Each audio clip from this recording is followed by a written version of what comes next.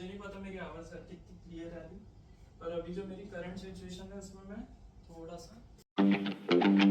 Hello everyone, welcome to my new blog. तो आज है सैटरडे और कल मैंने ब्लॉग भी नहीं बनाया, और पर मेरा एक नया ब्लॉग अपलोड होने वाला है मंडे को। तो ये वीडियो मैं उसके बाद डालूँगा। कल फ्राइडे था, कल भी मैंने ऑफिस की छुट्टी ले लिया, क्योंकि जिसको पता होगा मैंने बताया था ब्लॉग में कि मेरा एक साइटिका का जो इशू है, वो साइटिका का जो पेन है वो भी आया है थोड़ा थोड़ा। मुझे यानी साइटिका का दर्द हो रहा था, वो एक नर्व में होता है। तो उसकी वजह से मैंने कल छुट्टी ले लिया ऑफिस से। तो उसके बाद में कल मैंने सोचा था कि मैं थोड़ा रेस्ट कर लूँगा, मतलब वहाँ हम लोग 8-8 9-9 घंटा बैठते हैं ऑफिस में। तो वो नहीं ना बैठ के मैं थोड़ा लेटा रहूँगा दिन भर, तो मुझे थोड़ा रिलैक्स होगा। बट वो दोपहर में इतना बढ़ गया। उससे भी ज़्यादा मेन था कि वो जब मैं रात में, कितने बजे की बात है, तो कल मैं मुसाफिर कैफ़े देख रहा था। तो कल रात की बात है कि वो पेन इतना ज़्यादा बढ़ गया कि मैं रात में ढंग से सो भी नहीं पाया। मतलब मैं पहले 1:30 2 1:30 बजे उठा, फिर 3 बजे सोया, फिर 4 बजे उठा, 5 बजे सोया। यही चल रहा था कल रात भर, क्योंकि पेन इतना ज़्यादा एक्सट्रीम था कि मैं इधर से इधर करवट भी नहीं बदल पा रहा था, क्योंकि उसमें ऐसा पेन शूट होता, मतलब नर्व में पेन शूट होता। और जिसको नहीं पता उसको मैं बता दूं कि ये जो पेन होता है, ये होता है आपके लोअर बैक में, और जो लोअर बैक के अंदर आपकी नर्व गई रहती है जो पैरों में जाती है, वो आपके स्पाइनल कॉर्ड का एक फ्लूइड जो रहता है, जो उसके बीच में रहता है, हर स्पाइनल कॉर्ड में जो बोन के बीच में रहता है, वो बोन के बीच में का जो फ्लूइड है वो थोड़ा एक्सीड हो जाता है। उसकी वजह से वो नर्व दब जाती है।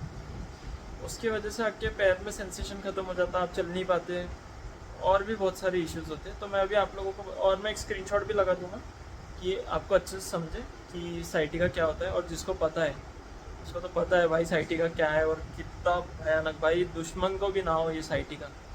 अभी मैं आप लोगों को बताऊंगा कि मैं करंटली कैसा चल पा रहा हूँ। कल रात में जब मैं उठा था 1:30 बजे, तो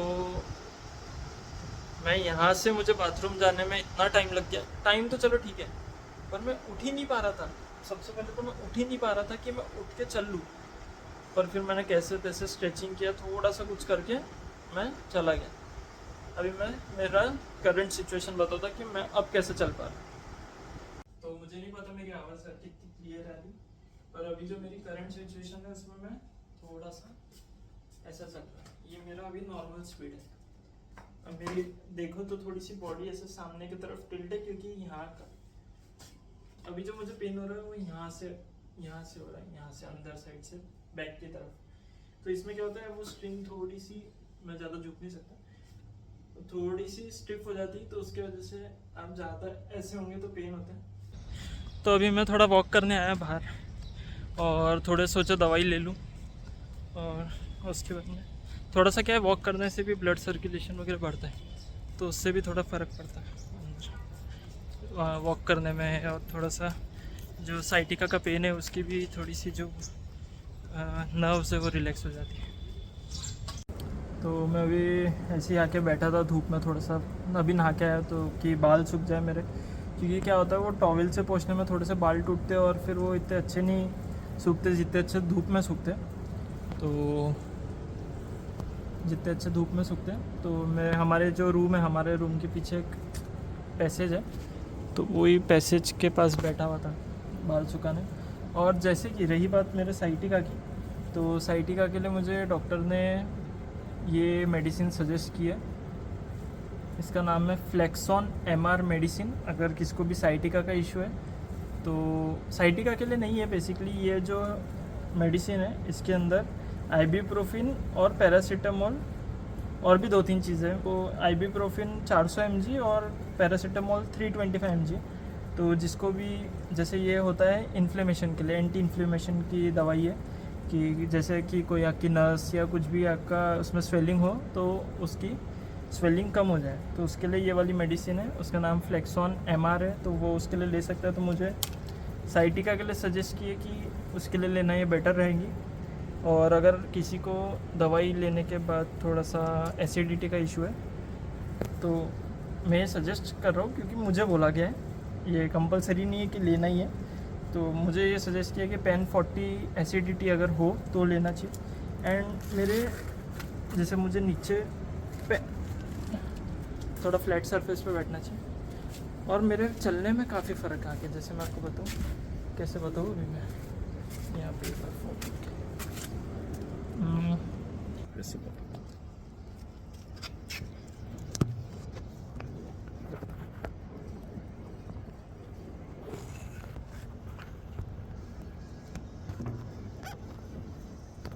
इधर फ़ोन ना गिर जाए बस। अरे भाई साहब,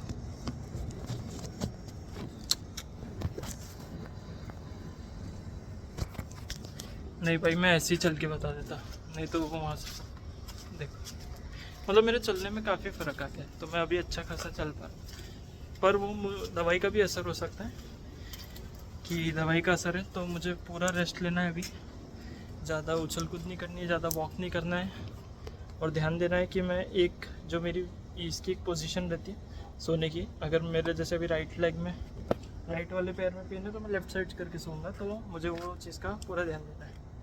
और सॉरी मेरे अभी यानी कितने व्यूज़ आ रहे हैं मुझे इतना अच्छा ज़्यादा ध्यान नहीं है, पर जितने भी लोग मेरे वीडियो देख रहे हैं तो उनको मैं इस बार तो मेरा वीडियो में कुछ ज़्यादा मैंने साइटिका के बारे में बात की, और क्योंकि मेन रीज़न ये भी है कि मैं बाहर नहीं जा सकता, तो बाहर जाता तो चीज़ें बताता, बट मैं अभी 3 दिन से 4 दिन से बेड रेस्ट पे हूँ।